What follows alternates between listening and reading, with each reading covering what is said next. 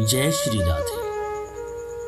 ठाकुर जी ने ब्रिज में अनेकों लीलाएं की हैं। भगवान ने अनेकों असुरों का उद्धार किया।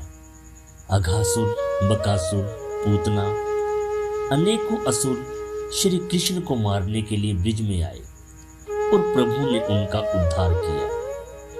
इन्हीं में से एक अरिष्टासुर नामक असुर को कंस ने भगवान का वध करने के लिए भेजा। अरिष्टासुर ने बैल का रूप बनाया और ब्रिज में आ गया और ग्वालों पर हमला कर दिया। कई गौओं को घायल कर दिया। सभी ग्वाल बाल शोर मचाते हुए नंद महल के बाहर एकत्र हो गए। कन्हैया, कन्हैया जल्दी आओ, एक बड़ा भयंकर बैल ब्रिज में घुस आया है और गौओं को मार रहा है। सभी ब्रिजवासी अपने प्राणों की रक्षा के लिए इधर उधर भाग रहे हैं। कन्हैया ने यह सुना और दौड़ कर गए। अरिष्टासुर को सींगों से पकड़ा और पटक दिया और वहीं अरिष्टासुर के प्राण चले गए। अब वह बैल तो मर गया, लेकिन ब्रिजवासी कन्हैया से रुष्ट हो गई। कन्हैया, तुमने एक बैल को मारा है, एक गोवंश को मारा है, ये तो तुमने बहुत बड़ा पाप कर दिया।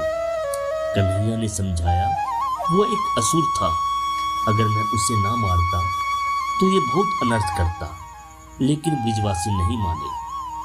कन्हैया, ये तो तुमने पाप किया है और इसका प्रायश्चित तुम्हें करना पड़ेगा। तब कन्हैया ने पूछा, इसका प्रायश्चित कैसे होगा? तब ब्रिजवासियों ने कहा कि पृथ्वी पर जितने भी तीर्थ हैं, तुम्हें वहां जाकर उनके पवित्र जल में स्नान करना पड़ेगा। तब कन्हैया ने कहा, अगर मैं सभी पवित्र तीर्थों का जल यहीं ब्रिज में प्रकट कर दूं तो? सभी ने कहा, यह तो और भी अच्छी बात है। तब ठाकुर जी ने गिरिराज गोवर्धन की तलहटी में जाकर वहां समीप ही अपनी बांसुरी से एक गड्ढा खोदा और सभी पवित्र तीर्थों का जल वहां प्रकट हो गया। श्री कृष्ण ने उस पवित्र जल से स्नान किया और अपने पाप का प्रायश्चित किया। उस पवित्र कुंड का नाम पड़ा श्याम कुंड, जिसे स्वयं ठाकुर जी ने प्रकट किया था। धीरे धीरे समय बीता। कुछ समय के बाद एक साधु ब्रिज में आते हैं और ब्रिजवासी उन्हें श्याम कुंड में स्नान करने के लिए कहते हैं, लेकिन साधु कहते हैं, इस कुंड में तो कृष्ण के पाप समाये हुए हैं, इसलिए यह कुंड अपवित्र है। ये सब राधा जी की सखी ललिता ने सुना तो वो दौड़कर राधा जी के पास पहुंची और सब वृतांत कह सुनाया।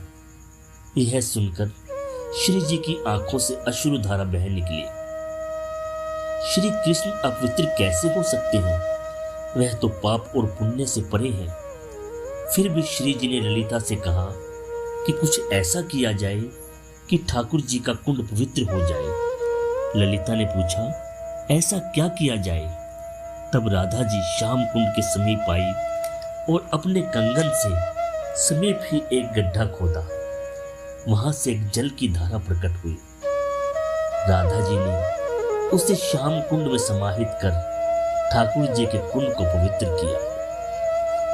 ऐसी है हमारी राधा रानी, जो श्री कृष्ण को भी अपनी करुणा से पवित्र करती है। राधा जी ने जिस कुंड को प्रकट किया उसका नाम राधा कुंड पड़ा। दोनों कुंड ब्रिज भूमि में समीप समीप ही है। राधा जी के कुंड के जल का रंग श्वेत है और श्री कृष्ण के कुंड के जल का रंग श्याम है। और दोनों जल की धाराएं जब आपस में मिलती हैं तो यूं लगता है जैसे साक्षात श्री कृष्ण और राधा जी का मिलन हो रहा है। जब भी आप ब्रिज में जाएं तो इन दोनों कुंड के दर्शन अवश्य करें और ठाकुर जी एवं श्री जी की कृपा प्राप्त करें। जय श्री।